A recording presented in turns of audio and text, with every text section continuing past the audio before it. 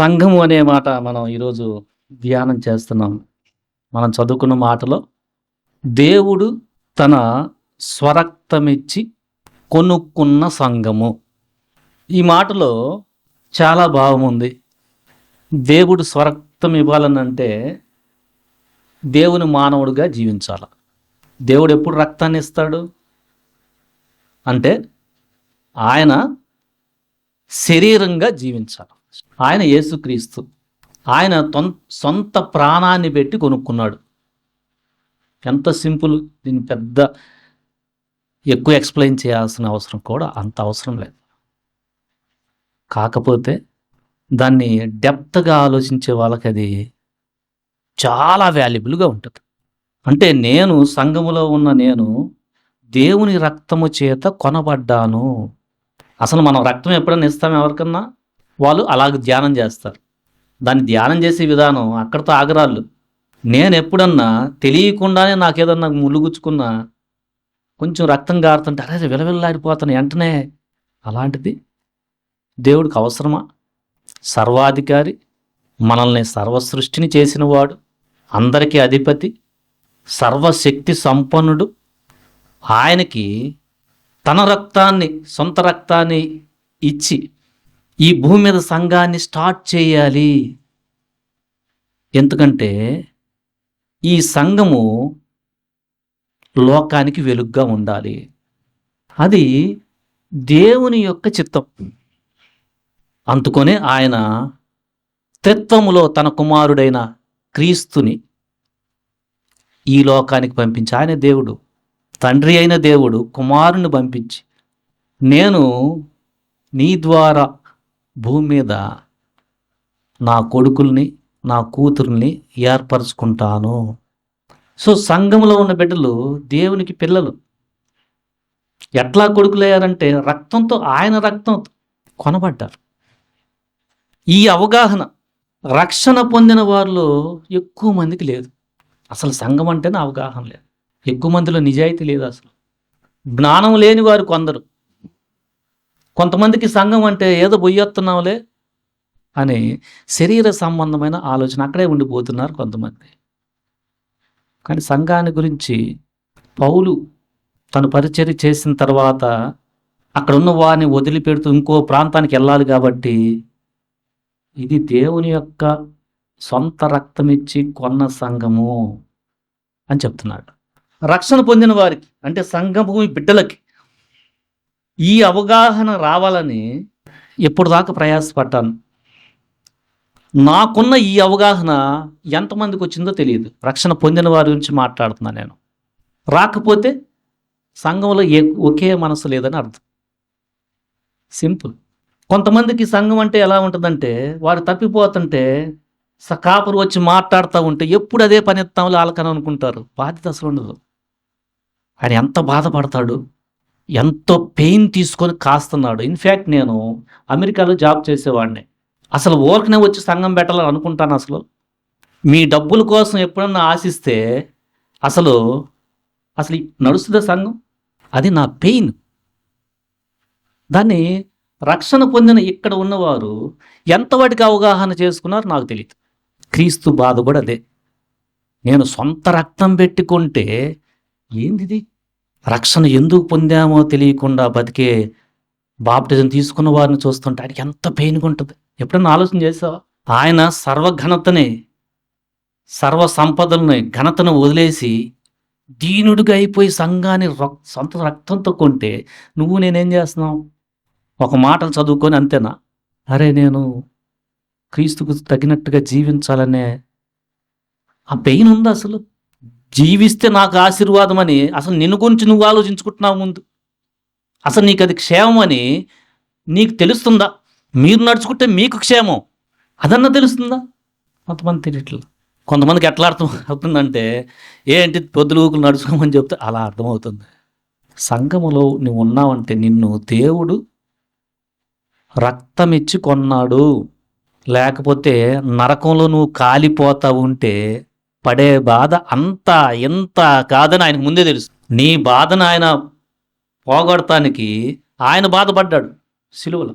నీకు జ్ఞానము లేకుండా అజ్ఞానంగా నడుస్తూ ఇంకా అట్లానే ఉంటే తెలియకుండా ఆయన ఎంత బాధ పెడుతున్నావు?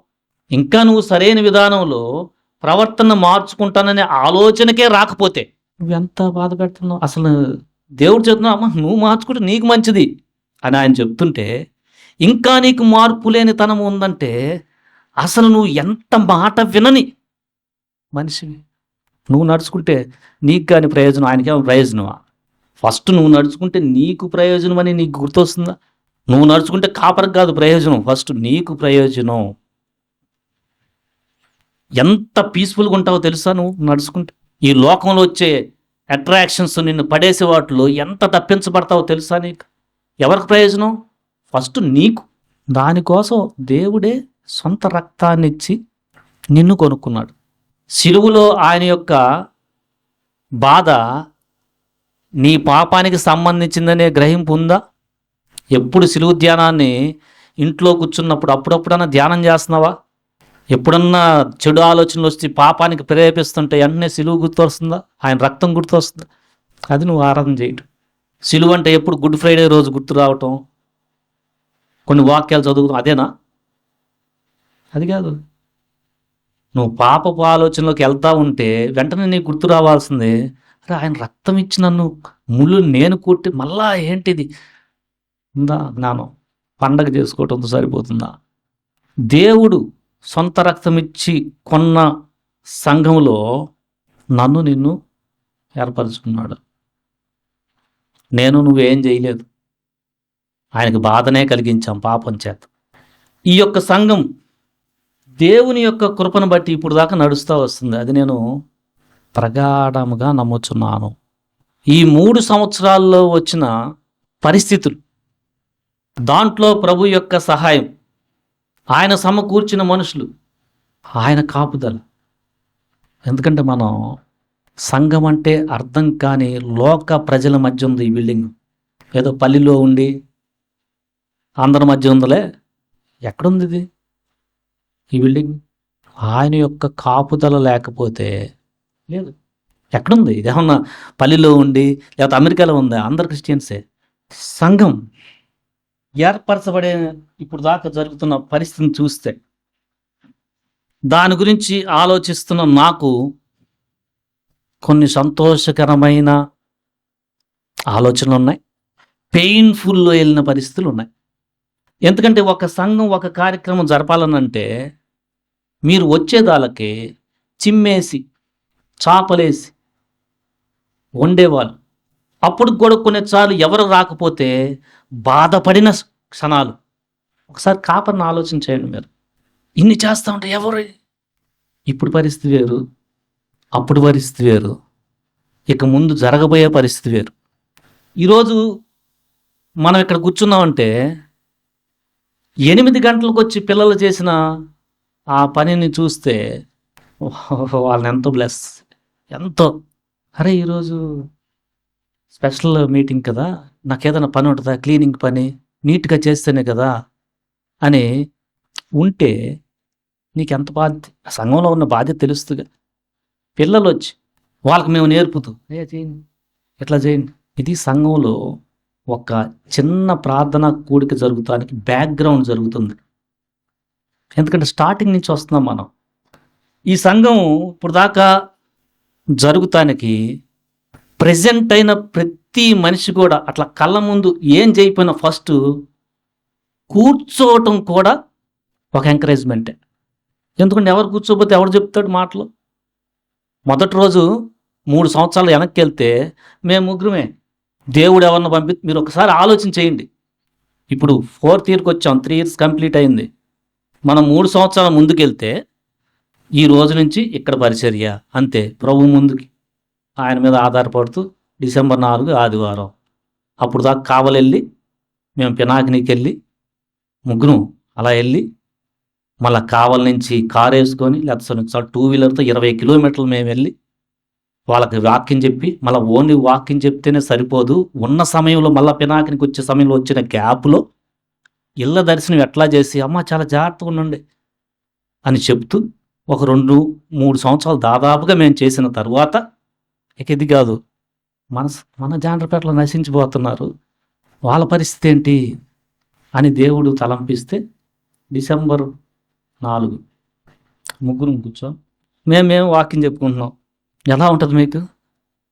కానీ ఏ సంఘం స్టార్టింగ్ నుంచి ఏర్పరచబడాలన్నా అదే రియాలిటీ.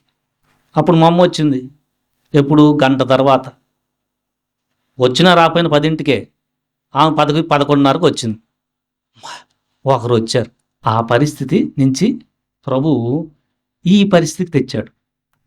ఆ తర్వాత సువార్త చెప్తా ఉంటే కొంతమంది ఇక్కడాలు అయ్యా మీ సంఘమే అని అనుకున్నవారు కొంతమంది ఇప్పుడు లేరు. ఎంతో ప్రేమతో ఎంతో ఆలోచన చేస్తూ మేము కొంతమంది లేరు. కానీ రేపు ఎప్పుడో వస్తారని హోప్. అంతే. దేవుడికి మనం దేవుని వాక్యాన్ని ప్రజెంట్ చేయటమే. చాలా పెయిన్స్ అవి మీకు తెలియదు. ఒక మనిషిని కాస్తుంటే సడన్గా అర్థం చేసుకోకుండా అలా వెళ్ళిపోయాడు అనుకో, అది దేవునికి మీ ఆత్మ నశించిపోతుంటే ఆయనకి తెలుస్తుంది. కాపరి కొంత తెలుస్తుంది. కొంతమంది మధ్యలో వస్తారు. వచ్చి కొన్నాళ్ళు అయ్యా మాకు ఈ బాధలు ఉన్నాయి, ఆ బాధలు ఉన్నాయి అని చెప్తారు. చెప్పిన తర్వాత వీళ్ళు నిదానంగా వస్తారేమో అనుకుంటే సడన్గా మేము వేరే ఊరు వెళ్తున్నామయ్యా అయిపోయింది. నేను పెయిన్ఫుల్ సిచ్యువేషన్స్. నా బాధ క్రీస్తు బాధే. ఆయన కూడా, ఎందుకంటే ఈ సంఘం ఆయనది. నేనే ఎంత పెయిన్ఫుల్గా ఉంటే ఇంకా ఆయన ఎంత పెయిన్ఫుల్గా ఉంటున్నాడు. సో కొంతమందికి అరే ఇన్నిసార్లు కూడా వింటలేదు, ఒకసారన్నా చెప్పపోతే నా బాధ్యత నెరవేర్చిన వాడిని కానవుతానే అని ఒక్కసారి కొన్నిసార్లు చెప్తుంటే నాకు చాలా పెయిన్ఫుల్గా ఉంటుంది. ఇది చెప్పటం మళ్ళా రాంగులోకి వెళ్ళిపోయి వాళ్ళు మళ్ళీ ఇబ్బంది పడతారా? కాపరి మనసు ఒకసారి మీరు ఆలోచన చేయాలి. ఆ తర్వాత కొంత సమయానికి ఒక సహోదరి రక్షణ పొందారు. ఆమె ఇక్కడ ఉంది. ఆమె రక్షణ పొందిన విధానాన్ని చూస్తే అది జనరల్గా నేను కూడా అట్లా తీసుకుంటానా అనే డెసిషన్ నాకు తెలియదు. అంటే ఆమెకు దేవుడు ఆ సమయంలో ఇచ్చాడు. ఎందుకంటే ఎవరన్నా 4-5 ఉన్న సంఘంలో ఎవరన్నా ఫస్ట్ బాప్టిజం తీసుకుంటామని వస్తారా? ఇక్కడ తీసుకుంటే అరే పెద్ద దాంట్లో తీసుకుంటే నాకు కొంచెం బెనిఫిట్స్ ఉంటాయా, నన్ను చూసేవాళ్ళు బాగుంటారా, ఇది కదా జనరల్గా మనకు వచ్చే థాట్. జనరల్గా ఏం థాట్ వస్తుంది? ఇప్పుడు కూడా కొంతమందికి వాక్యం గురించి అవగాహన లేకుండా పెద్దదైతే వెళ్ళి వస్తుంటాం. ఇంకొకరు కొంతమందికి నన్ను ఎవడు పలకరించకపోతే, నా జీవితంలో జోక్యం చేసుకోకపోతే నేను హ్యాపీగా ఉంటాను, ఏం చెప్పకపోతే చాలు. ఇది కొంతమంది ఆలోచన. అరే చెప్పకపోతే నీకేం అర్థం కాదు, రేపు వెళ్ళిన తర్వాత అక్కడ స్ట్రగుల్ అవుతావే. ఎంతో వాళ్ళు ప్రయాసపడి వాక్యాన్ని మీ దగ్గరికి తీసుకొస్తున్నారు, మీరు తప్పిపోతుంటే వస్తున్నారు. ఇది కాదు కొంతమంది ఆలోచన. కానీ కొంతమందికి మంచి ఆలోచన కూడా ఉన్నారు. అప్పుడు మొట్టమొదటి వ్యక్తి సంఘానికి ఏర్పరచబడ్డారు. కొంతమంది వేరే సంఘం నుంచి ఇక్కడికి వచ్చిన వారు ఉన్నారు. అది మాకు చాలా ఆదరణ వేసింది. ఎవరు లేరు సహోదరి. వేరే సంఘం నుంచి వచ్చినా కూడా ఈమెని చాలా జాగ్రత్తగా చూడాలని ఎంతో పెయిన్. వాళ్ళు వంట చేసేవారు. ఆ తర్వాత తన భర్త రక్షణ పొందాడు, ఇద్దరయ్యారు. అంటే ఈ సంఘంలో రక్షణ పొందిన వారు చెప్తున్నా. ఆ తర్వాత లాస్ట్ ఇయర్ ఇంకో సహోదరి తన భర్త రక్షణ పొందాడు. ఎన్నో పెయిన్ఫుల్ సిచ్యువేషన్స్. కొన్ని మీకు చెప్తే మీరు అంత అర్థం చేసుకోరు కూడా, కాబట్టి అసలు చెప్పాల్సిన అవసరం లేదు, నెమ్మదిగా వెళ్ళిపోతాం. అలా ఆ పరిస్థితి నుంచి బయటపట్టు. సో ఇన్ని ఉంటాయి. సిస్టర్స్ మీటింగ్ ఏర్పరచబట్టు, తర్వాత బైబిల్ స్టడీ ఏర్పరచబట్టు, ఉన్నవారితో ఒకరిద్దరితోనే సండే స్కూల్ ఏర్పరచబట్టు. ఒక సమయంలో చాలామంది వచ్చిన వారు ఇప్పుడు ఎవరు లేరు. బట్ అది కూడా బ్లెస్ చేస్తాడని నమ్మి ముందుకెళ్ళటం. రేపు బ్లెస్ చేస్తారు, మనం చేయాల్సిన పని చేయటమే. ఇది దేవుడు సొంత రక్తాన్ని ఇచ్చి కొన్న సంఘము. కొంతమంది బుధవారం ప్రార్థన పెట్టినప్పుడల్లా వస్తున్నారు. వారికి ప్రభువు ఎంతో బ్లెస్ చేయాలని నేను కోరుకుంటున్నాను. కొంతమంది బుధవారం ప్రార్థన అంటే అసలు దాని గురించి ఆలోచించే వాళ్ళే లేదు. రక్షణ పొందిన వారిని గురించి కూడా హోప్ చేస్తున్నా, అర్థం చేసుకుంటారేమో, వాళ్ళు ప్రార్థన చేస్తే వారికి బ్లెస్సింగే అని. కొంతమంది జాబ్ చేస్తూ రాలేకపోతున్నారు. ఓకే, కొంతకాలానికన్నా వాళ్ళకి నెమ్మదించి ఈ జాబులన్నీ కాదు, ప్రభు కోసం చేసింది నిలుస్తుందనే ఆలోచన ఇచ్చి రేపు వారిని కూడా వాడుకుంటారనే హోప్ వెళ్ళిపోతాడు. వాడుకుంటాడు. కొన్నిసార్లు ఇద్దరు వస్తారు అయినా కానీ రేపు వస్తారు అనే హోప్ వెళ్ళిపోతారు. సహోదరులు కూడికి పెట్టినప్పుడు పెద్ద పెద్ద కౌంట్ ఏమి రావడం. కానీ ఇప్పుడు దాకా ఎవరన్నా ఒకరు ఇద్దరు వస్తున్నారు, ముందుకెళ్ళిపోతున్నాం. సండే స్కూల్ పెట్టినప్పుడు 3 4 రేపు పంపిస్తారు. లేకపోతే వీళ్ళకి చేసిన పరిచర్యే నమ్మకంగా చేస్తే వీళ్ళు ప్లస్ అవుతారు. వీళ్ళు రేపు ఎక్కడో ప్రభు సేవలో ముందుకెళ్తారు. వెళ్ళిపోవటం. సంఘం, లోకల్ సంఘం. ఇక్కడ మీరు ఆలోచన చేయాల్సిందే, మీకు సంఘం అంటే అర్థం కావాలా. సార్వత్రిక అంటే ప్రపంచములో క్రీస్తు రక్తములో కొన్నబడిన వారు అందరూ కూడా ఆయన శరీరమే. అయితే లోకల్గా మీరు ఏ సహవాసంలో ఉంటున్నారు అనే దాంట్లో మీ మొట్టమొదటి బాధ్యత ఉంటుంది. దీన్ని చాలా చాలా జాగ్రత్తగా అర్థం చేసుకోవాలా. ఇంట్లో పని చేయకుండా వేరే చోట ఎక్కడో పని చేసి వస్తుంటే వాళ్ళ నాన్నకేమనిపిస్తుంది? నువ్వు ఉండాల్సింది ఫస్ట్ నీ ఇంటిని కట్టుకో. ఫస్ట్ అసలు నీ ఇంటిలో నీ యొక్క మంచితనాన్ని గురించి, నీ బాగోగుల గురించి ఎంత ఆలోచిస్తుంటారు? అది నీకు అవగాహన వస్తే ఫస్ట్ ఇల్లు, సొంత ఇల్లు జాగ్రత్త చేసుకుంటావు. తర్వాత టైం ఉంటే అవతల వెళ్తావు. ఓకే. సో ఆ అవగాహన కొంతమందికి లేదు. ఆ అవగాహన ఉన్నవారు ఏమి రావట్లేదంటే, నాకు అవతల సంఘం వాళ్ళు ఉన్నారులే సహవాసానికి అనరు అసలు. పిల్లలతో కలుస్తూ ఉండంటే పర్లేదు నాకు వాళ్ళు ఉన్నారులే పోయేవాళ్ళు ఎవరన్నా అంటారు అట్లా. అంటే ఇంట్లో బాధ్యత లేదని అర్థం. నువ్వు అసలు వెళ్ళొద్దని కాదు వాళ్ళతో, అంటే నీకు అవగాహన లేదు. ఇంట్లో వాళ్ళు నువ్వు రాకపోతే ఎంత ఆలోచిస్తారో చీకటి పడేదాకా నీకు అసలు అవగాహనే లేదు. అలా ప్రవర్తిస్తుంటారు కొంతమంది. అరే ఏమైపోయారా, ఏమైపోయారు, ఇంకా రాలేదేంది అని తల్లిదండ్రులు ఎట్లా ఆలోచిస్తారు. ఆ పెయిన్ లేదు మీకు. కొంతమందికి ఆ పెయిన్ ఉంటే నువ్వు వాళ్ళతో వెళ్ళొద్దని కాదు, కానీ కనీసం అట్లీస్ట్ ఆ మాట పలుకుతానికి నీకు భయం వేస్తుంది. అంటే నీకు జ్ఞానం లేదు. అది కాపురన్నా చెప్పని అసమర్థత అయి ఉండాలా. I accept. నేను చెప్పలేదేమో ఆ జ్ఞానాన్ని కూడా వీళ్ళకి అని ఐ యాక్సెప్ట్. కానీ తెలిసిన తర్వాత ఎవరన్నా ఇంట్లో పని చక్కబెట్టుకోకుండా బయట ఎట్ట పడితే తిరిగే వాళ్ళని ఎందుకు ఎలాంటి ఇంట్లో పట్టించుకోడయ్యా అని భార్య చెప్తూ ఉంటే అలాంటి కుటుంబాన్ని ఊహించుకుంటావా? ఇంట్లో ఫస్ట్ చెక్ చేసుకుంటూ టైం ఉంటుంది కొంచెం, బయట వాళ్ళతో కూడా నెమ్మదిగా ఉంటు. లోకల్ సంఘానికి, సార్వత్రిక సంఘానికి నీకు తేడా తెలియకపోతే ఎట్లా? సరే, కొన్ని సంఘాల్లో ఫర్ ఎగ్జాంపుల్, అయ్యా నాకు నచ్చలేదు మీ బోధ, నెమ్మదిగా చెప్పేసి వెళ్ళిపో. ఎందుకంటే ఆ సంఘాల్లో పట్టించుకునే వాళ్ళు లేరు. మీ డబ్బుల గురించే. ఇంకైపోయింది, ఇక్కడికి ఇంకా అయిపోయింది. మీకు జ్ఞానం ఉండాలా. మిమ్మల్ని ఎవరైనా పట్టించుకుంటుంటే మీకు ఆ బాధ్యత ఉండాలి. ఇది నేర్పలేదంటే నేను ఎలాంటి వాడిని అయి ఉండాలా? నేను కొంత దీర్ఘశాంతం చూపెడుతూ ఉండాలి. కోర్స్ బ్యాక్గ్రౌండ్లో జరుగుతూ ఉంటుంది. బట్ ఎప్పుడన్నా చెప్పాను అనుకో, మీరు ఎంత యథార్థంగా ఉండాలా. అప్పుడు ఆ సంఘము క్షేమాభివృద్ధి చెందుద్ది. మనము వేరే సంఘానికి వెళ్ళే వారిని కూడా కొన్ని ఈవెంట్స్ ఉంటాయి, ప్రేమతో ఆహ్వానిస్తాం. మీరు కూడా రండి అని. అది కరెక్ట్ రిలేషన్. వాళ్ళు కూడా వాళ్ళకు చాలా జాగ్రత్తగా చూసుకుంటూ మనల్ని ఆహ్వానిస్తారు. ఆ రిలేషన్ లేకపోతే ఏమన్నా అర్థం ఉందా? పొరుగు వాడితో ఎట్లా ఉండాలి, ఇంట్లో వాడితో ఎట్లా ఉండాలనే రిలేషన్ లేకపోతే లోకల్ సంఘానికి, సార్వత్రిక సంఘానికి నీకు రిలేషన్ ఎట్లా అర్థమవుతుంది? కోర్స్ క్లియర్గా చెప్పాను. మీకు నచ్చకపోతే అది కూడా నెమ్మదిగా, అయ్యా నేను ఇంక రావట్లేదు, లేకపోతే ఇంక రాకుండా ఆపేసేయండి.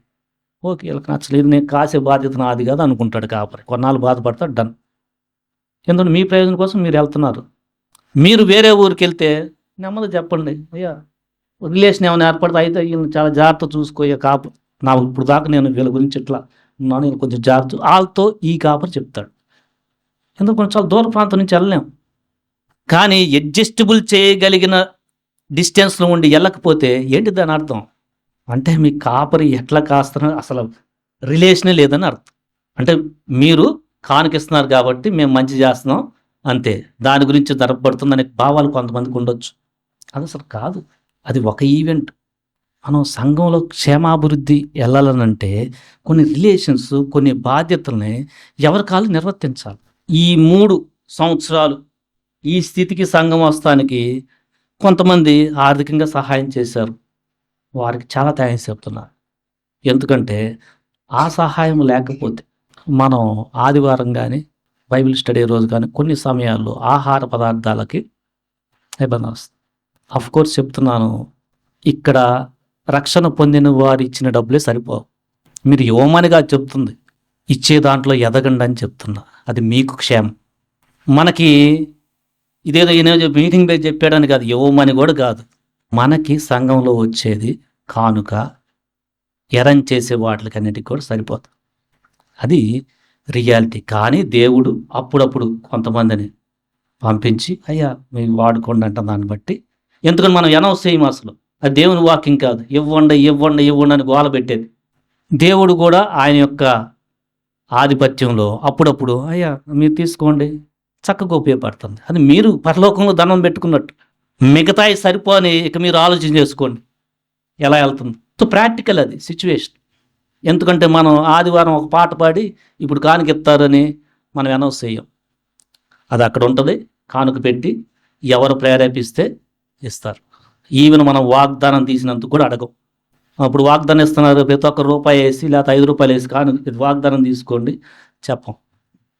చివరి ఇస్తారు, లేకపోతే అది జరగట్లేదు దాన్ని తీసేస్తారు. కానీ హోప్ ఏంటంటే ఎవరో ఒకరు కొద్దిగా ఆలోచన చేసి దేవుడు పంపుతాడు, అది వాడుకుంటారు. ఎందుకంటే వీళ్ళకి లేకపోతే ధనం అనుకుంటారు భక్తి అంటే అని. దానికి ఎంత పైన ఉంటుందో తెలుసా? కొంతమంది చిరిగిని చేస్తారు, నేను మార్చుకుంటూ ఉంటా. ఆ చిరిగిన నోటు నేను భరించి తిరుగుతూ ఉంటాను. నేను చిరిగిన కాగితాలు ఎవరన్నా ఇస్తారంటే 20 రూపాయలకి 15 రూపాయలు. ఎగ్జాంపుల్ చెప్తున్నా మీకు. ఎంతో మీ ముందు ప్రదర్శిస్తే బాగుందిలే అని ఎవరన్నా చిరిగిని వేస్తారా? వేసిన వాళ్ళు కూడా ఉన్నారు. అంటే మీకు ఎలా ఉందంటే కొంతమందికి, అందరికి కాదు చెప్తుంది. అవి నేను మళ్ళీ బాగు చేయించుకోవటానికి ఒక షాప్కి వెళ్తా, చిరిగిన కాగితాలు తీసుకెళ్ళబడను, మళ్ళీ దాన్ని తగ్గించి మీరు ఇచ్చిందే రాస్తా లెక్కలో. మీకు లెక్క రాయటం ఉంటుంది. మీరు ఇచ్చింది ప్రతిదీ కూడా లెక్క రాసి చేస్తున్నాం. అసలు మాకేమైనా వస్తుందా చేస్తే? కానీ దేవుని పని చాలా జాగ్రత్తగా చెయ్యాలనే ఉద్దేశంతో నన్ను ఎవడన్నా అడుగుతాడు లెక్క రాయిపోతే? ఎవడు అడగడు.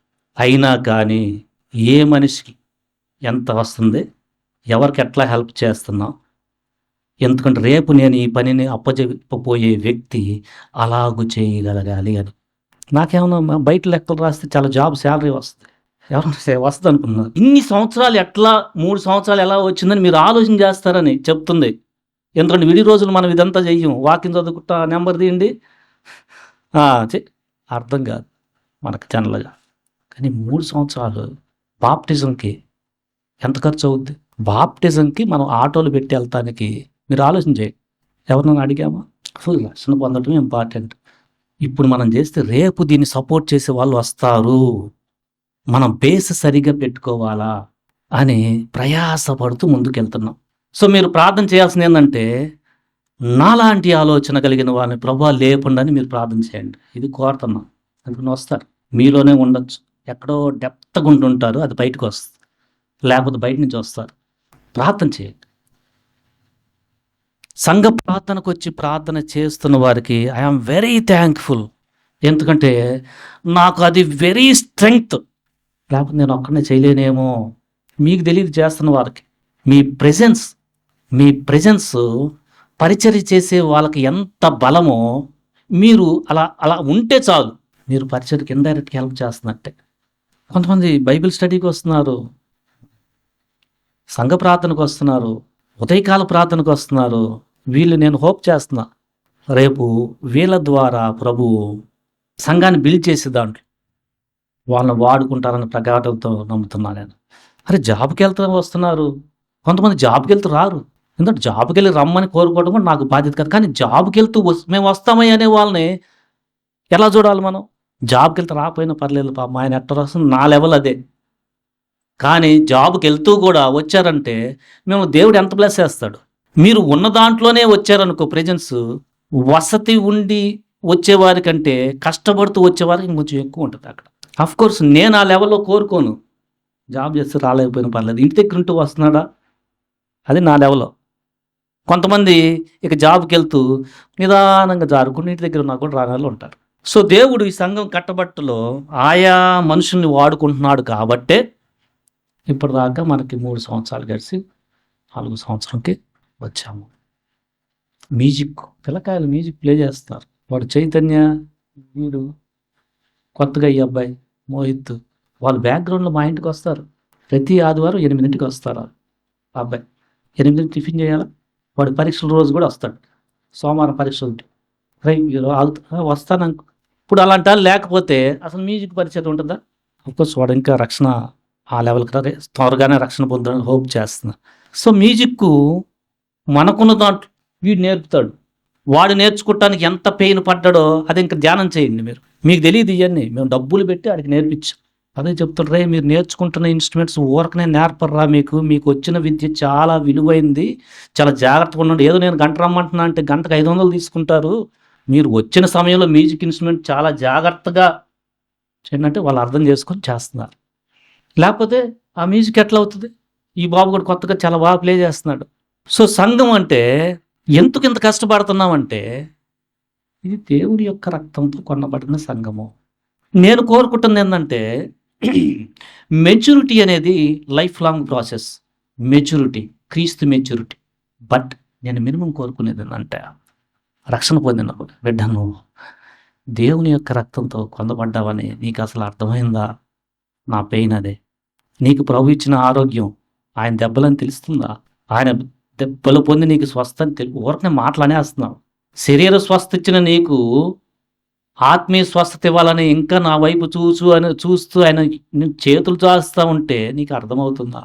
ఆయన యొక్క రక్తంతో నీ చెడు హృదయాన్ని కడగాలి. రా బిడ్డ రా ఇది అని నేను పిలుస్తా, సువార్త పిలుస్తుంటే నీకు ఇప్పుడు రక్షణలే నీకు అర్థమవుతుందా? సమయం అయిపోతుంది. ఎందుకంటే సమయం అయిపోతుందానికి చాలా ఫ్యాక్టర్స్ ఉంటాయి. చెప్పేవాళ్ళు ఇప్పుడున్న వాళ్ళు రేపు ఉండరు, ఎప్పుడు చెప్తా ఉండరు. ప్లస్ ఈ లోక ప్రభావము నీ మీద పడి ఇక నీకు చెప్తున్నా కూడా నీ హార్ట్ రెస్పాండ్ లేని స్థితికి వెళ్ళిపోతుంది. గమనించా? రక్షణ లేని వారు చాలా జాగ్రత్త. దేవుడే నీ పాప స్థితికి ఆయన రక్తం ఇచ్చి రామా ఈ లోకం యొక్క పాప ప్రభావం నుంచి రక్షణ పొందాలనంటే ఊరకనే పైపైన చేసే భక్తి కాదు. నీ హృదయం నా రక్తంలో కడగబడాలా. అప్పుడు నీకు పాపం అంటే ఏంటో తెలుస్తుంది. లేకపోతే నీకు అర్థం కాదు. ఎందుకంటే నువ్వు కొత్తగా జన్మించాలి. నీ హృదయ స్థితి మార్పు చెందాలి అని ఆయన ప్రయాస పడతా ఉన్నది నీకు అర్థమవుతుందా? ఆయన యొక్క సువార్త అంటే నీకు నవ్వులాటగా ఉందేమో కొంతమందికి. నాకు నవ్వులాట కాదు, నాకు ఇది ప్రయాస. మీలో కొంతమందికి ఇది ప్రయాసలాగా ఉంటుందని నేను భావిస్తున్నా. ఎందుకంటే అలాంటి వాళ్ళు కావాలి. పరిచర్య అనేది చేస్తూ వెళ్ళిపోయే ఒక చిన్న కార్యక్రమం కాదు. ఆత్మలు రక్షించాలని మనిషి పడే తపన బయటి వాళ్ళకి వెర్రితనంగా ఉంటుంది, కానీ ఆ మనిషికి ఆ స్ట్రగుల్ దేవుని బట్టి స్ట్రగుల్ అవుతున్నా కానీ సంతోషం ఆ వ్యక్తికి తెలుసు.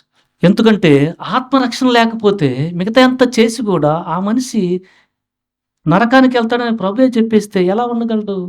అసలు ఆత్మరక్షణ పొందటానికి దేవుని రక్తము అవసరమై ఉందని, రక్తం చిందించకుండా పాప క్షమాపణ జరగదు అని లేఖనం చెప్తుంటే, అది కూడా దేవుని రక్తం, ఎడ్ల రక్తం, కోళ్ళ రక్తం ఇల్లు కాదు అని దేవుడు చెప్తుంటే, రక్షణ పొందని నీకు రక్షణ పొందని నీ తోటి దగ్గర వాళ్ళ పట్ల ఎంత రెస్పాన్స్ ఉంటుంది? అది తెలియకుండా ఇక్కడ ఉండే ధనానికి దేవుడి కంటే విలువ ఇచ్చేవాళ్ళు చాలామంది, ఎక్కువ ఇచ్చేవాళ్ళు చాలామంది ఉన్నారు. రక్షించబడి అవినీతిగా నేను ప్రవర్తిస్తున్న ప్రభుకి మళ్ళీ నేను సిలువేసి కొడుతున్నాను అనే బాధ లేకుండా అవినీతితో కూడా ఆ ఓట్లకి డబ్బులు ఇచ్చే ధనానికి పోయే వాళ్ళు ఎంతమంది? వీళ్ళకి అర్థమైందా దేవుడు రక్తం ఇచ్చి వాళ్ళు కొనబడ్డారని? అర్థం కాదు. వాళ్ళకి లాభం, భక్తి అంటే లాభం. అట్లా ఎవరన్నా ఉన్నారో చాలా జాగ్రత్త పడండి. దేవుడికి బాధ కలిగిస్తున్నట్టు మీరు పాత జీవితంలో ఉంటే ఆ రోతను మీరు ఒప్పేసుకొని రూపాంతరం చెందండి. అది మీకు మేలు. చెప్పటం నా బాధ్యత. ఏంటంటే ఏం చెప్పావా నువ్వు? నేను పెట్టానాడా? ఏం చెప్పాను? అరే మీరు చదువుకోండి నాయన, మీరు చదువుకోకుండా ఊరకని భక్తి అని తిరుగుతుంటే మార్కులు ఎట్ట వస్తాయని మీ మీద ప్రయాసపడతాను తెలుసా? మీరు చదవకుండా మార్కులు వస్తాయా? వెర్రితనంగా ఉంటుంది. మీరు చదవకుండా మీకు మార్కులు ఎట్ట వస్తాయి? ఒక్కసారి జరుగుద్ది, ఏదో తెలియని క్వశ్చన్ వస్తుంది. అది లైఫా? కొంత సమయానికి రియాలిటీ బయటపడదు.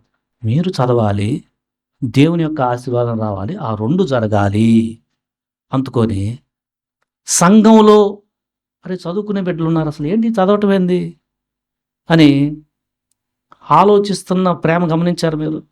సంఘం అంటే సంఘంలో ఉన్న బిడ్డలు ఇక్కడ లైఫ్ బ్లెస్సింగ్ అవుతూ ఉండాలా. ఇక్కడ ఎప్పుడు అవుతారంటే దేవుని వాక్యం ప్రకారం కట్టుకునేటప్పుడు అవుతారు. దేవుని వాక్యం ఏం చెబుతున్నా? కష్టపడు, నువ్వు బాగా చదువు. అఫ్ కోర్స్ నేను కూడా కృప యాడ్ చేస్తాను, అప్పుడు నువ్వు బ్లెస్ అవుతావు. నీ చదువుతానికి జ్ఞానం పెంచుతాను, చదువు. ఎందుకంటే చదువుకోని వారు చాలామంది ఉండి అసలు ఎందుకు చచ్చిపోతున్నారో తెలియని వాళ్ళు ఉన్నారు. రేపు వాళ్ళకి వాక్యం చెప్పు. ఎవరు చెప్తాడు? నువ్వు చదువుకుంటే నువ్వు బైబిల్ గ్రంథాన్ని చదవగలవు, సపోర్ట్ చేసే డాక్యుమెంట్స్ చదవగలవు. అసలు ఏం జరిగింది? ఎక్కడ మిస్ అవుతున్నావు అనేది నువ్వు చక్కగా చెప్పగలవు. చదవండి. చదివితే ఫస్ట్ మీకు మంచిది. మంచి మార్కులు వస్తాయి. అది చేయకుండా అమ్మ ప్రార్థన చేద్దాంలే, భలే చేద్దాంలే అంటే ఏమైనా మార్కులు వస్తాయా? ఒక 2, 3 సార్లు వస్తాయి. అది ఏంటని నువ్వు చెప్పింది? ఏంటిది? భక్తి అంటే మాయ అనుకున్నావే? భక్తి అంటే రియాలిటీ. ఆ రియాలిటీలోకి మీరు వస్తే ఒకరినొకరు అసలు రక్షణ పొందిన వారిని చాలా అమూల్యమైన బంగారం లాగా చూస్తారు. నా బాధ్యత ఉంది, నేను శరీరం, క్రీస్తు హెడ్, శరీరం నేను అవయవాన్ని, సరే తోటివాడికి సహాయం చేస్తే నేను క్రీస్తు హెడ్కి సహాయం చేస్తున్నట్టే. హెడ్ పీస్ఫుల్గా ఉంటుంది, క్షేమాభివృద్ధి పొందుతాడు, జ్ఞానం మీకు దొరుకుతుంది. సో భక్తి అనేది రియాలిటీ.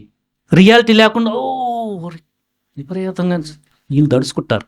ఆ పదాలు వాడాల్సి వస్తుంది. నేను పక్కన వాళ్ళు దడుచుకుంటే ఏంటి ఇది గోల?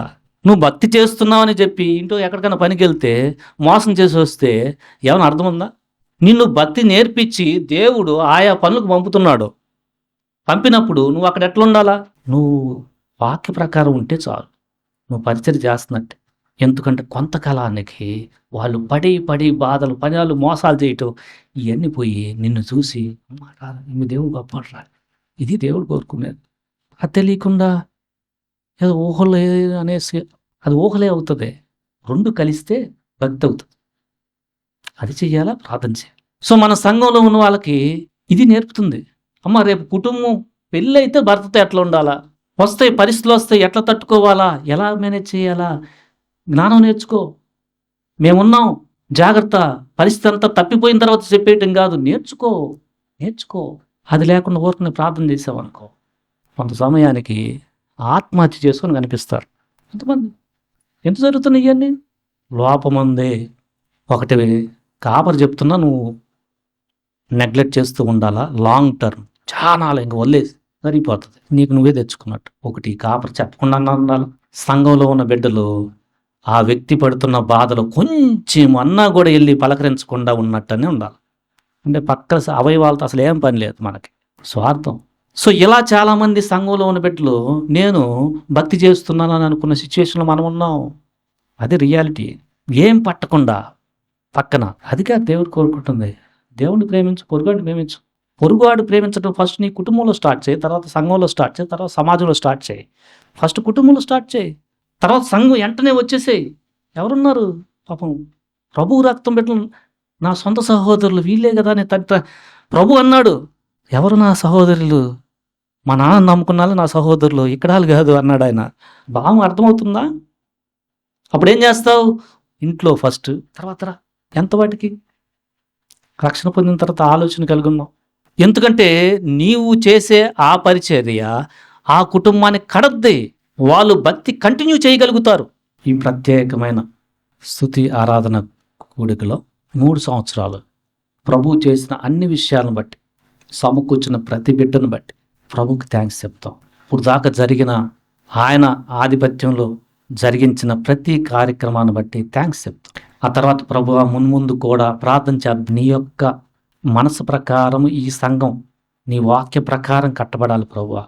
ప్రతి బాధ్యత వారికి నీవే కృపను బట్టి సహాయం చేసి రక్షణ పొందిన బిడ్డలకు సహాయం చేయ ప్రభు అని ప్రార్థన చేస్తాం. మీరు ఏర్పరిచిన సేవకును బట్టి, రక్షణ పొందిన ప్రతి బిడ్డను బట్టి, మ్యూజిక్ టీమును బట్టి, సండే స్కూల్ పరిచయం చేస్తున్న వారిని బట్టి, ఆయా సమయాల్లో గృహ ప్రార్థన కూడికలు పెట్టుకొని మమ్మల్ని ప్రేమించిన వారిని బట్టి, ప్రతి విషయం క్లీన్ చేసేవారు, చాపలెత్తేవారు, మ్యూజిక్ రికార్డ్ చేసేవారు, యూట్యూబ్లో హెల్ప్ చేస్తున్నవారు, ప్రతి బిడ్డ ఆదరణ వారు చేసిన పని ద్వారా సహాయం చేసిన వారి బట్టి నేను స్తుతిస్తున్నాను ప్రభువా. బాప్టిజం విషయంలో సహాయం చేశాడు. బాప్టిజానికి కొంతమంది వచ్చారు, ఎవరైనా రాకపోతే మేము 3 బాప్టిజం ఇస్తుంటే దానికంటే కూడా ఒక 4-5 వచ్చి బాప్టిజం ఇస్తుంటే వీ ఎంకరేజ్, రమ్మని కాదు, ఆ వచ్చే వారిని దేవుడు బ్లెస్ చేయను కాక. రక్షణ లేని వారిని జ్ఞాపకం చేసుకోండి, రక్షించమని అడగండి. ఎందుకంటే రేపు నేనుంటాను లేని తెలియదు. వారు రక్షణ పొందితే నేను ఉన్నా లేకపోయినా అక్కడ కలుసుకుంటా, డన్. అఫ్కోర్స్ నేను ఉంటాను లేనని కాదు, బట్ అది పెయిన్. రేపేమవుతుందో వాళ్ళ సంగతే. రక్షణ కోసం ప్రార్థన తప్పిపోయిన వాళ్ళు ఉన్నారు కొంతమంది, వాళ్ళకి ఈయన బాధ ఏందో తెలియదు, వాళ్ళకున్న లోక యొక్క ప్రభావం ఈ సమయానికి ఇంకా వెలిగింపు ఇవ్వాల. వాళ్ళకి వెలిగింపు కోసం ప్రార్థన చేయండి, వస్తారు. వాళ్ళని కోపగించుకోవటం ఏంటంటే పాపం, రక్షణ పొందకముందు నేను కూడా అలాంటి స్థితే. తప్పిపోయిన వాళ్ళని సమకూర్చు ప్రభా. పేర్లు పెడితే పేరు పెట్టి చేయండి. ఆ తర్వాత నేను ఈ 3 సంవత్సరాల నుంచి ఈ యొక్క సంఘానికి వస్తున్నా, కొంతకాలం వచ్చి ఆగిపోయిన వారికి కూడా థ్యాంక్స్ చెప్తున్నా. ఎందుకంటే వాళ్ళు కూడా ఆయా సమయాలు హెల్ప్ చేశారు. ఇక ముందు 3 సంవత్సరాలు చేసిన తర్వాత కొన్నిసార్లు పొద్దులూకులు నేను చేయలేకపోవచ్చు.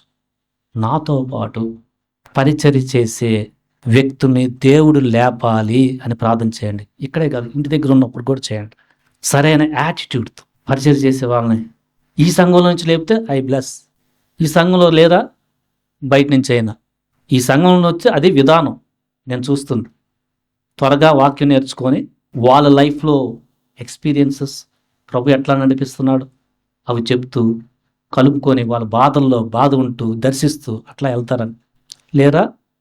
సో పరిచర్య జరగటానికి ముందు మనకు మంచి ఆరోగ్యం కావాలి, దేవుని ఆత్మ నడిపి, దేవుని కృపావరాలు మనకి కావాలి. సో మనం అందరం కూడా రక్షణ పొందిన మనము ఏక మనసుతో ప్రయాసపడాలి. మనకున్న పరిధిలోనే. మీరు జాబ్కి వెళ్తున్నారా, మీరు చేయగలిగింది ఏంటి? నెమ్మదిగా జాబ్ చేయండి, అక్కడ జాగ్రత్తగా ఉండండి. ఎందుకంటే జాబ్ కాడ మీరు అవినీతి చేశారనుకో ఈ సంఘానికి బ్యాడ్ నేమ్ తెచ్చేస్తారు. ఆ తర్వాత మీకు కొంచెం టైం ఉంటుంది. ఉన్న టైంలో సంఘాల గురించి ఆలోచిస్తూ ప్రభు సేవ గురించి ఆలోచిస్తూ ముందుకెళ్ళండి. మీరు ముందుకు వెళ్తుంటే మీకు సంపాదించింది కొంత ఇక సరిపోతుంది అని ప్రభు మీకు ఆలోచన చెప్తాడు. ఎన్నాళ్ళయ్యా అప్పుడు మీరు మాట్లాడి అప్పటికల్లా వాక్యం నేర్చుకుంటూ కనెక్ట్ అయ్యి మీరు పరిచయలో ముందుకెళ్ళిపోతారు. Simple logic. ప్రభు ఆ మనసు ఉన్న వాళ్ళని బ్లెస్ చేస్తాడు. ఎవరన్నా ఇప్పుడు దాకా అజ్ఞానంతో సంఘానికి వెళ్ళటం అంటే ఇల్లు కట్టుకునే దాంట్లో అజ్ఞానంగా ఉన్నారనుకో, జ్ఞానం నేర్చుకోండి. ముందు సంఘ పరిచర్య చేయటం అంటే మీ ఇంట్లో వాక్య ప్రకారము ప్రభు ఏం చెప్తున్నాడు అలాగున మీరు మీ లైఫ్ని కట్టుకుంటే మీరు బ్లెస్ అవుతారు. ఆఫ్ కోర్స్ కొన్ని పరిస్థితులు, తెలియని పరిస్థితులు వచ్చి మిమ్మల్ని ముందుకు వెళ్తుంటే రావచ్చు. మీకు మేమున్నాం, ప్రెషర్ అవ్వద్దు. మీరు వెంటనే కాల్ చేసి అయ్యా పరిస్థితి దాటక మునిపే, అయ్యా ఇట్లాంటి పరిస్థితి వచ్చింది, మా ఇంటికి వస్తారా, కొంచెం మాట్లాడాలనుకుంటా, మాట్లాడండి. అందుకనే సంఘంలో ఉన్న అవయవాలు ఉంది. రేపు మీరు బ్లెస్ అవుతారు, ఆ పరిస్థితి నుంచి బయటకు వచ్చేస్తారు. మీ ఎక్స్పీరియన్స్ని బట్టి ఇంకొకరు హెల్ప్ చేస్తారు. అలా ఉండండి. అదే సంఘం కట్టబట్టం అంటే. ఎందుకు మీలో ఉన్న రక్తము పక్కనాళ్ళు రక్షించబడిన వాళ్ళలో ఉన్న రక్తం దేవుడిదే. అట్లా మనము సంఘానికి క్షేమాన్ని తీసుకురాగలం. అందుకని సంఘ క్షేమ బాధ్యతలు రక్షణ పొందిన ప్రతి బిడ్డ కూడా అవగాహన కలిగి ఉంటాను. వారి పద్ధతిలో సహాయం చేయండి. ప్రార్థన చేద్దాం. చదువుకునే బిడ్డలు ఉన్నారు, వారికి ఉన్న జ్ఞానంలో కొంచెం మార్కులు పెరగాలి. రేపు ఒక టైం వస్తే వాళ్ళు బ్లెస్ అయిపోతారు. వాళ్ళ చదువులో దేవుడు జ్ఞానం ఇవ్వాలి. ప్రార్థన చేస్తాం. గర్భఫలం కోసం పెళ్ళయి ఇబ్బందులు పడే వాళ్ళు ఉన్నారు, వారి గురించి ప్రార్థన చేద్దాం. ముందు కూడా నువ్వే అన్ని విషయాలు సహాయం చేయి ప్రభువా. సువార్తకు ముందుకెళ్ళే విషయంలో, ఇప్పుడు చెప్పిన వారు వచ్చే విషయంలో సహాయం చేయి ప్రభువా. మనం ప్రార్థన చేస్తాం. ఇంకా మీరు ఆయా సమయాల్లో దేవుని కృపను బట్టి మీరు నా మాట విని తెస్తున్న ఆహార పదార్థాలు తెచ్చే వాళ్ళందరూ కూడా థ్యాంక్స్ చెప్తున్నాను. ఎందుకంటే ఒకరు తెస్తే సరిపోదు రియాలిటీ. ఈవెన్ దాంట్లో రక్షణ లేని వారు కూడా హెల్ప్ చేస్తున్నారు. I am thankful, I am grateful. చాలా థ్యాంక్స్ వాళ్ళకి. ఉన్న దాంట్లో అందరు తెమ్మని కాదు, మీరు ఇస్తున్న ప్రతి కానుకను బట్టి కూడా మీకు థ్యాంక్స్ చెప్తాను. మీరు చేసిన ప్రతి పని నాకు కనపడి, నాకు కనపడకుండా మీరు చేస్తున్న ప్రయాసపడుతున్న ప్రతి ప్రయాసను బట్టి కూడా నేను థ్యాంక్స్ చెప్తున్నాను. అని నాకు తెలియదు. I'm limited person. గాడ్ చూస్తున్నాడు, గాడ్ విల్ బ్లెస్. బట్ దానికి కూడా నేను ఐఎమ్ థ్యాంక్. మీరు ఈ సంఘాన్ని ప్రేమించి చేస్తున్న ప్రార్థనలు బట్టి కూడా చేస్తున్న వారు ప్రతి ఒక్కరికి థ్యాంక్స్ చెప్తున్నాను. నేను చెప్తుంది దేవుని తరపున. మీరు ఆయా సందర్భాల్లో కొన్ని ప్రత్యేకమైన మీట్లు అనగానే మీకున్న ప్రయాసపడి వచ్చి పాల్గొంటున్నారు. మీరు కొంతమంది కొత్త వారిని కూడా పిలుస్తున్నారు. దానికి నేను థ్యాంక్స్ చెప్తున్నాను. ఎందుకంటే ఆ పని లేకపోతే సంఘం అభివృద్ధి చెందదు. నేను ఆయా సమయాల్లో దేవుడు నాకు ఇచ్చిన జ్ఞానాన్ని బట్టి నా మాటను మీరు తీసుకొని ఇప్పుడు దాకా నిలిచి ఉన్న వారికి కూడా థ్యాంక్స్ చెప్తున్నాను. ఎందుకంటే అది మీకు దేవుడు ఇచ్చిన కృప, నాతో ఇచ్చిన రిలేషన్. థ్యాంక్స్ చెప్తున్నాను. ఆయా సందర్భాల్లో కొంతమంది పాపం తెలియకుండా రేపు పాల ప్యాకెట్ తీసుకురారా, తెచ్చే వాళ్ళకి. రేపు కూరగాయలు తీసుకురామ్మా, తెచ్చిన వారికి. రేపు చెప్పులు కొద్దిగా అంటే తెచ్చిన వారికి. లైట్స్ ఏమన్నా మ్యూజిక్, థ్యాంక్స్ చెప్తున్నాం. సో మనం ప్రభుకి థ్యాంక్స్ చెప్తూ మొట్టమొదటిగా రక్షణ పొందిన వారు, నన్ను ఈ సంఘంలో ఏర్పరిచావయ్యా, థ్యాంక్స్ చెప్పండి. నీ రక్తంతో కొన్నావయ్యా, థ్యాంక్స్ చెప్పండి. నాకు ఇప్పుడు దాకా బలహీనమైన పరిస్థితుల్లో కూడా ప్రభువా నువ్వు ఇచ్చి బలాన్ని ఇస్తూ నడిపిస్తున్నా, థ్యాంక్స్ చెప్పండి. ఆరోగ్యం ఇస్తున్నావు, థ్యాంక్స్ చెప్పండి. జాబ్లో సహాయం చేసి థ్యాంక్స్ చెప్పండి. ఏ కుటుంబంలో ఎదురైన ప్రతికూల పరిస్థితులు ఇప్పుడు దాకా నేను కంటిన్యూ చేయగల ఈ కృపే ప్రభువా, థ్యాంక్స్ చెప్పండి. సో ఈ 3 సంవత్సరాల నుంచి ప్రభువు మనకి చేసిన మేలును బట్టి ప్రతి విషయంలో మనం థ్యాంక్స్ చెప్తాము. అలానే ప్రభు యొక్క ముందుకు కూడా రక్షణ పొందిన వారు ఇంకొంచెం వాళ్ళకున్న దాంట్లో మీ ఆరోగ్యం, మీ కృపను బట్టి ఇంకొంచెం ప్రయాసపడతాను, మాకు సహాయం చేయాలి ప్రభు అడుగుతాం. ఈ సంఘానికి ప్రభు ఏం మేలు చేస్తున్నాడు, దాకా చేశాడు అని చేస్తూ మనకు ముందు కూడా ప్రభు నీ నామఘనత కోసం దేవుడు సంఘానికి ఇచ్చిన వాగ్దానం ప్రకారం ఇప్పుడు దాకా వచ్చిన బిడ్డల్లో కూడా ఇంకా అద్భుతాలు జరిగించు ప్రభు. వచ్చే బిడ్డలను కూడా మీరు అద్భుతాలు చేసి రప్పించండి, కొత్త వారిని కూడా రప్పించండి, సంఘానికి క్షేమాన్ని అనుగ్రహించి. ఇది కేవలం నీ కృపే ప్రభువా అని మనం ప్రభు పాదాల దగ్గర సాగిలపడి మనం ప్రభువును స్తుతిస్తూ ప్రార్థన చేద్దాం. దేవుడి ఈ మాటలు దీవించునుగాక. ఆమేన్.